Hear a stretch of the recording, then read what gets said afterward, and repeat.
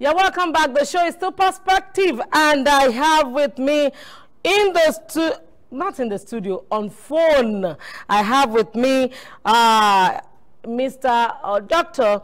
Enitan Jejelola Awojobi. He is a clinical psychologist, and today we're going to be talking so much about rape, all about psychology of the rapist and the psychological effect on the raped. Oh, Mr. Enitan, good morning. Are you there? Good morning, Yinka.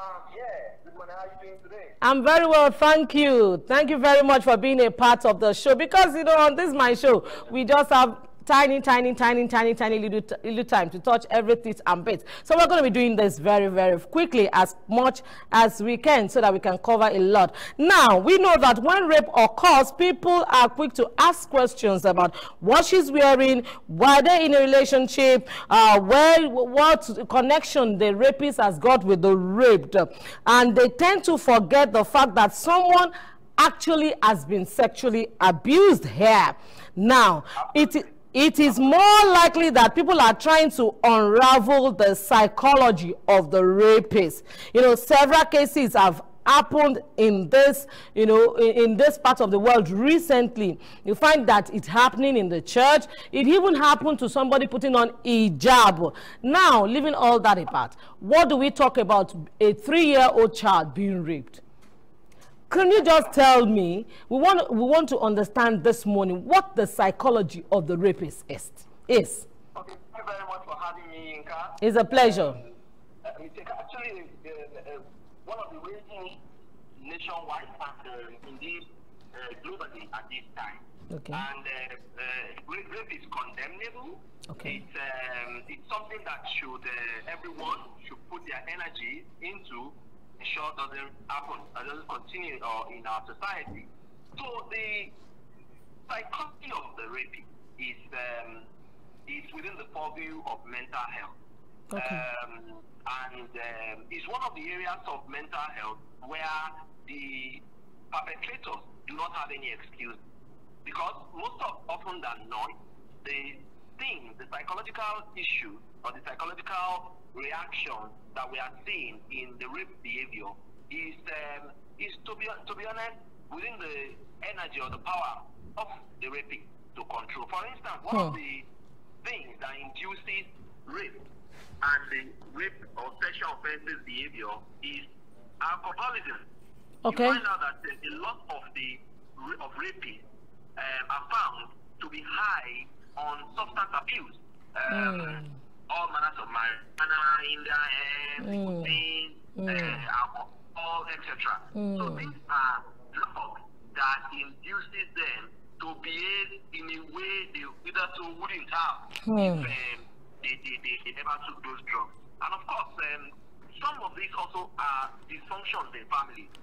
Found out that a lot of men are raised in a way to see themselves as aggressors of women. So they believe that, so there's this belief, there's this myth around that says when a woman says no, she means yes. That's one of the huge or the big drivers of the rape behavior. And of course, there's peer group. You know, basically, you have peer pressure among boys, among men, that pushes them towards abusing the female gender in the majority. I mean, this is not to take away the fact that, of course, rape does occur between women and men, but of course, predominantly it's a thing between men and women. And then one of the psychological factors that we have identified that drives the rape culture is, of course, the porn culture. You would realize that some 20 years ago, 25 years ago, when I was growing up, it was a very secretive thing for people to either watch porn or read porn magazines and all that. But you find that now, porn is readily available on the internet. It's one of the fears that when young people go online, we try to shield them against. But the reality is that porn is heavily available online as we speak. So just as a way of introduction, those are some of the psychological, the psychology of the rapist rather. Yes, absolutely. So let me just, if I heard you clearly, in summary, it could be effect of drug, it could be a decadence in the upbringing, and it could be the society. I think that's what you're saying. And it could be a thing of ego also. Yes, there is also the perspective around ego is that men typically believe in the society that they have power over. So it's a case of men feeling, or boys and men feeling that why would she tell me no? Why? So it's a psychology of aggression that is actually cross-cultural. Actually, it's not only in Nigeria, to be honest. It's not only in Africa. We do have a very high instance of rape, even in Western world. As I speak to you, up until 2 a.m. this morning, I was taking a client of mine through some therapy, and she's a survivor. She's a rape survivor. And indeed, she wasn't raped in this country. So you find out that it's a global phenomenon, it's a cross-cultural thing. All of the issues we have listed here, alcoholism, the dysfunctional family, the myths around women relationship, peer pressure, and indeed the culture of watching porn, that whole global phenomenon that we all need to deal with. All right, thank you very much. Quickly, in just 1 minute, can you just tell us one or two psychological effect of the raped? Oh, many. One of many psychological anxiety. Rape victims, they are survivors. I like to call them survivors. They develop anxiety disorder that make them to be anxious about everything. Even it makes it difficult for them to live normal life. They develop depression. They develop self-blame. They have lack of motivation to seek help. They lack empathy with themselves. They isolate themselves. They are angry. They are aggressive.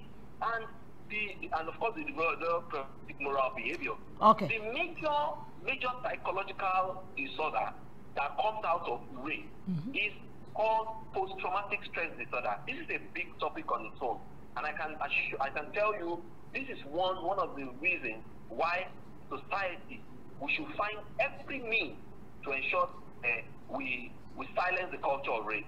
Okay, quickly, before I let you go, do you think that the survivor ever gets healed? Okay, so most humanity have psychological resilience. So most of the things we go through, we recover. I mean, maybe there's some little impact in our daily living and disturb our normal living, but most humanity will recover from it.